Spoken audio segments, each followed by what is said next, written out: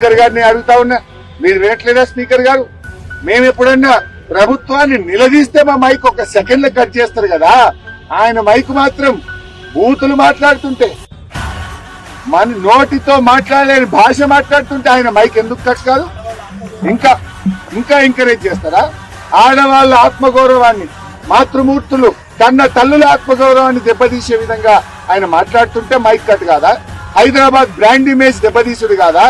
హైదరాబాద్ లో తిరగనియా అంటే నీ అయ్యా జాగిరా? నువ్వెవడు హైదరాబాద్ లో తిరగనియా అని చెప్పడానికి? అంటే ఈ రకమైన భాష మాట్లాడితే రేపు హైదరాబాద్ బ్రాండ్ ఇమేజ్ దెబ్బతినదా? ఈ భాషతో హైదరాబాద్ లో పెట్టుబడులు వస్తాయా? ఈ భాషతో హైదరాబాద్ ప్రతిష్ట పెరుగుతుందా? ఇదా తెలంగాణ కోరుకుంటున్నది? ఇదా హైదరాబాద్ ప్రజలు కోరుకుంటున్నది? ఈ విధంగా మేము నడిపామా గత 10 సంవత్సరాల్లో? Is it right?